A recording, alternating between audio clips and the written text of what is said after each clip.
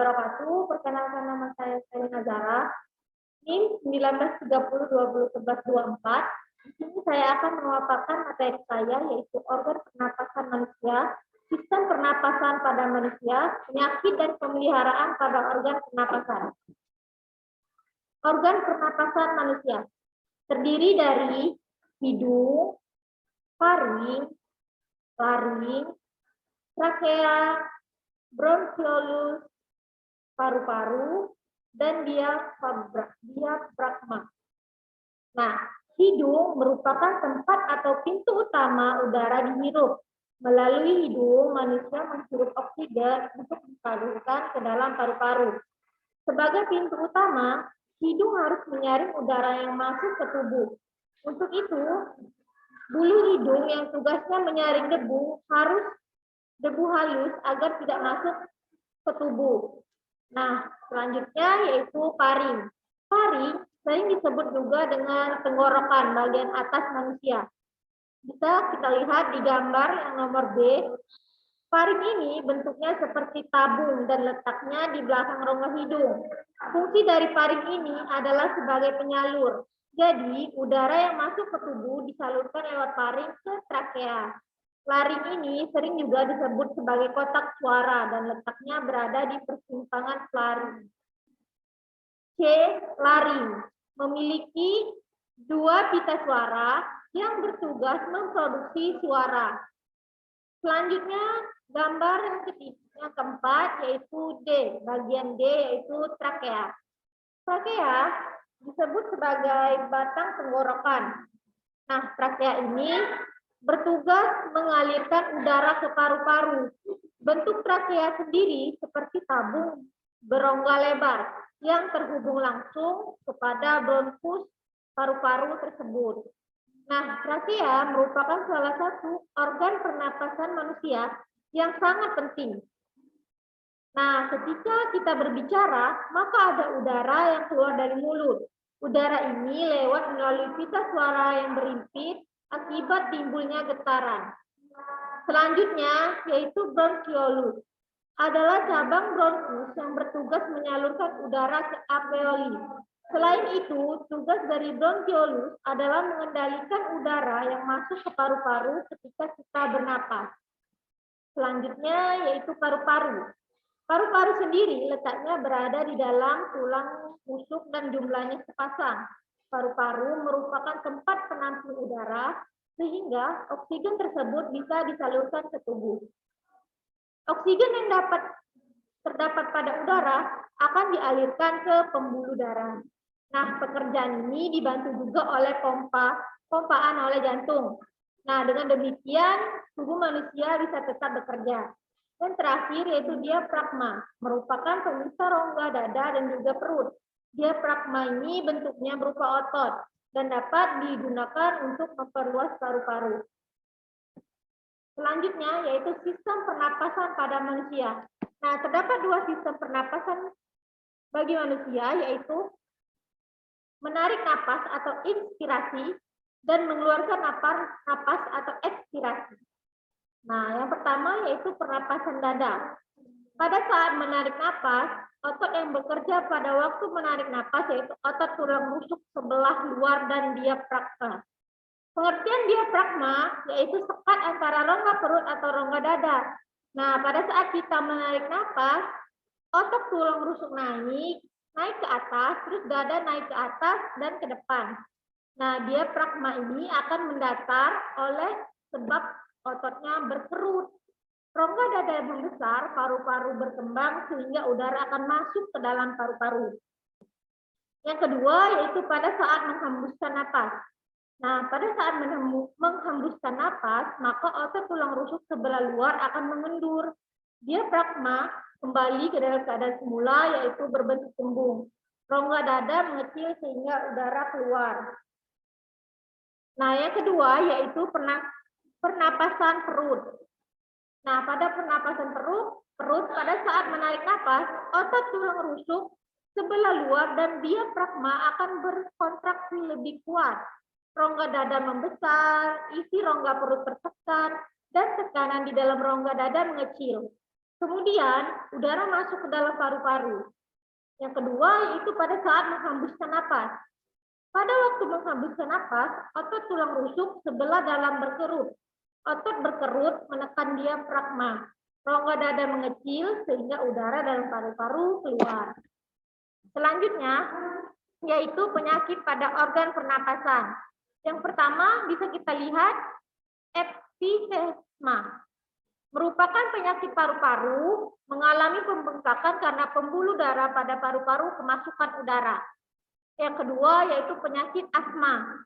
Nah, sepertinya penyakit asma tidak asing di telinga kita ya anak-anak.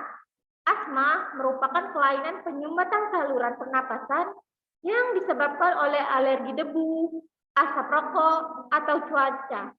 Nah, dampak kambuhnya jika cuaca sedang dingin. Yang ketiga yaitu kanker paru-paru.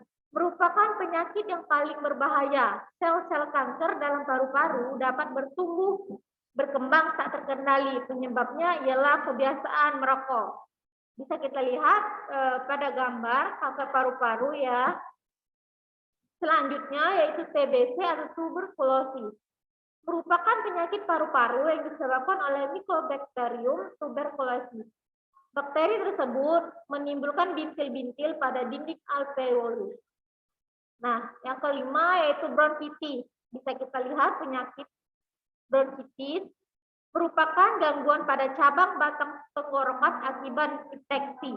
Gejalanya adalah demam dan menghasilkan lendir yang menyumbat batang tenggorokan. Akibatnya mengalami sesak napas. Dan yang terakhir yaitu influenza. Influenza atau flu merupakan penyakit yang disebabkan oleh virus influenza. Gejalanya seperti bersin-bersin, demam, pilek, itu merupakan gejala dari influenza atau flu. Nah, yang terakhir, cara memelihara organ pernapasan. Yang pertama yaitu tutuplah hidungmu dengan tisu jika terpaksa melewati tempat yang udaranya tercemar. Misalnya banyak yang debu, asap rokok, nah asap kendaraan. Yang kedua yaitu tutuplah hidungmu dengan tisu pada saat batuk atau bersin. Karena pada saat bersin atau batuk kamu mengeluarkan kuman. Dan yang terakhir yaitu menghindari rokok. Asap rokok mengandung racun yang membahayakan kesehatan alat pernapasan. Nah, itulah sekian PPT singkat atau penjelasan singkat dari materi eksperimen saya. Untuk selanjutnya, video eksperimen membuat alat organ sederhana paru-paru pada pernapasan manusia akan saya tampilkan. Terima kasih. Assalamualaikum warahmatullahi wabarakatuh. Perkenalkan, nama saya Sherin Azara dari UIN Raden Patah Palembang, program studi pendidikan guru madrasah ibtidaiyah. Di sini saya akan membuat media sederhana pada organ pernapasan manusia di mata pelajaran pendalaman IPA MI. Baiklah, untuk video selanjutnya akan saya tampilkan alat dan bahan dan langkah-langkah cara pembuatannya. Alat dan bahan: 3 buah balon,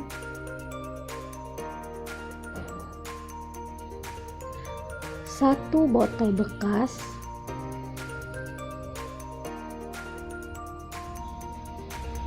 1 batang lilin, gunting, 3 buah karet gelang, 2 buah sedotan, selotip atau lakban, dan yang terakhir korek api. Langkah pertama, gunting terlebih dahulu bagian setengah botol.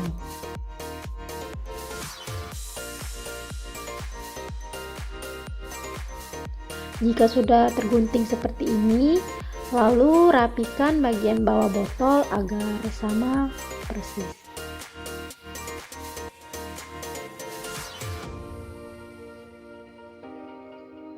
Yang kedua, ambil lakban dan gunting, lalu lem di kedua buah sedotan.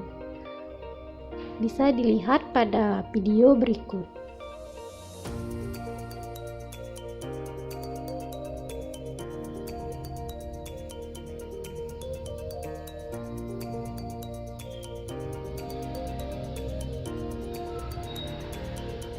Lem sampai ke atas sedotan agar sedotan menjadi rapat menjadi satu.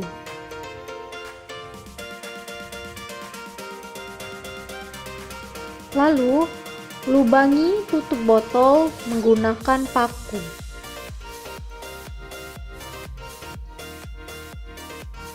Jika sudah terlubangi, maka dirapikan atau diperbesar lagi.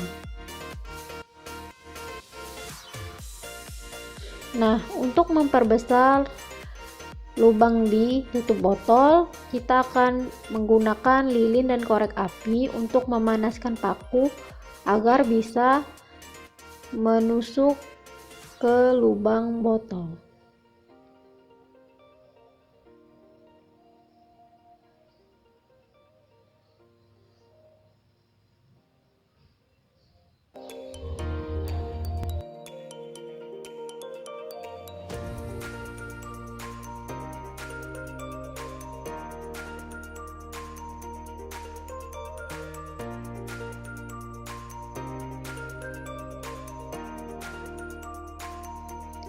Nah, jika api sudah dinyalakan, maka panaskan paku.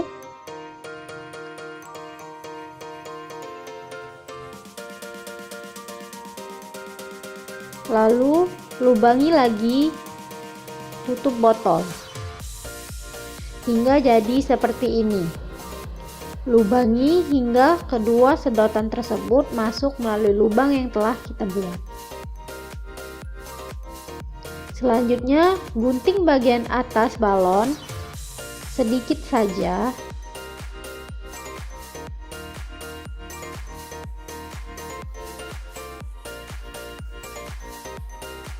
Lalu, ikat satu persatu balon di sedotan yang telah kita rangkai.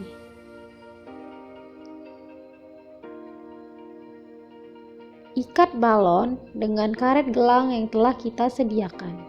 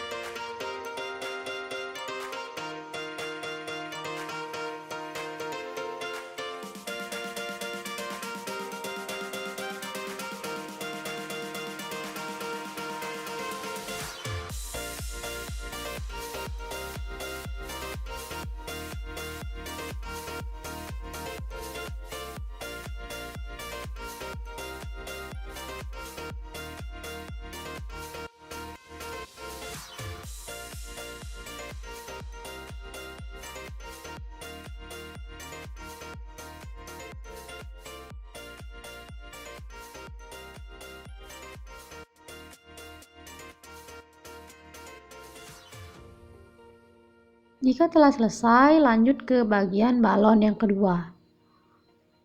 Kegiatannya masih sama, yaitu mengikat balon dengan karet gelang di satu sisi sedotan.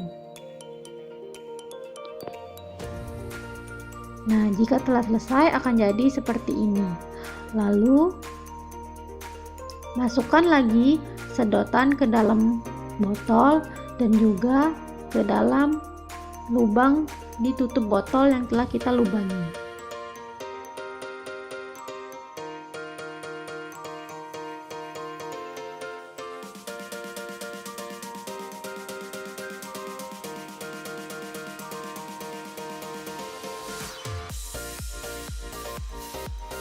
Jika telah selesai, maka kita akan melakukan tahap yang terakhir, yaitu menutup bagian bawah botol dengan balon. Nah, jika tidak bisa sendiri, maka kita bisa minta bantuan kepada orang lain.